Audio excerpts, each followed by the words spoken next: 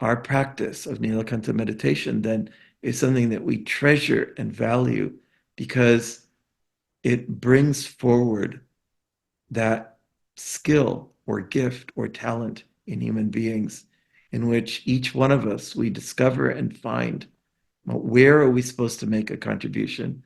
Where is the area where we're supposed to bring something more, some expansion, some correction, some new interpretation, some new vision, or some tenderness of life into the world?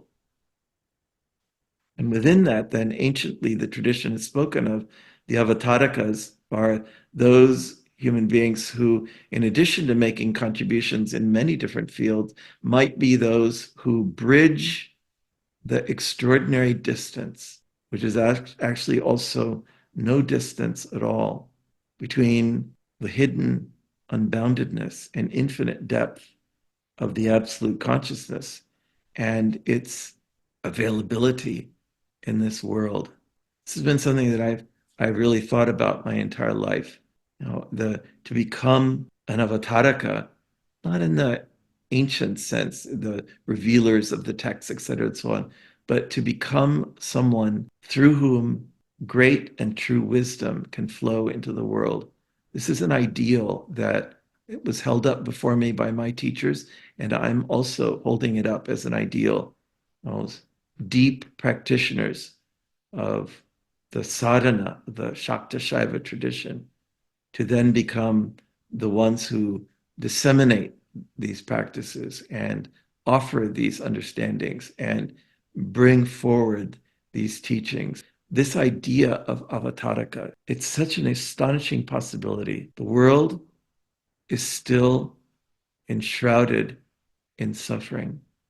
So many different arenas of our planet are in extraordinary, excruciating suffering. And the contrast between the possibility of the emergence of the light of the Absolute as a living pulse of divine intelligence, of devoted and even celestial love, of extraordinary clarity, of extraordinary efficiency and drive to uplift the planet, and the gulf, as it were, between the areas where there's just such suffering and such ignorance. Anciently, all the teachers of all the great traditions speak about this suffering. Certainly in India, in the ancient times, in the Asian world, dukkha, suffering, the suffering that happens in human life, the inescapable suffering. And then the idea that contrasts with that suffering, that says, how is that suffering going to be eventually overcome? The tradition says, ultimately, the root of suffering is overcome in consciousness, in the depths of the experience of the absolute consciousness. All the mystical traditions have their own vision of the overcoming of suffering.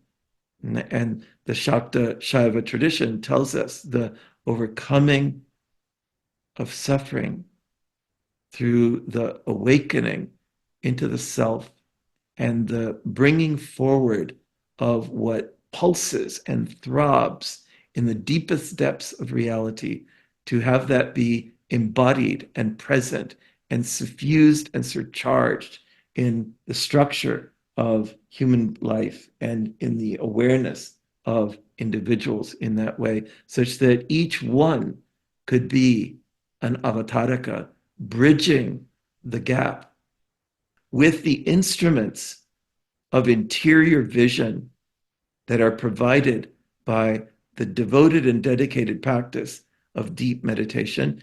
Human beings become capable of surveying a vaster terrain of existence itself and discovering for themselves what the great sages going back thousands of years, and perhaps who knows how far in the past, have already articulated: the structure and relationship between the physical reality that we inhabit ordinarily in waking consciousness, and the hidden dimensions all the way to the transcendental. So this is what we're talking about, Avatārikas, becoming individuals who bridge that gap and bring these teachings into our world. And this is something, that is extraordinarily necessary. When these teachings will begin to become much more widespread, the prevailing circumstances of, frankly, there's no other word for it, the horrors that are still happening in so many different places of our beautiful planet. And we say, do we really want to permit the prevalence of suffering? The great masters come to tell us there is another possibility for the overcoming of ignorance and the overcoming of suffering in the ascending path to the great light. And that ascending path is beckoning us forward.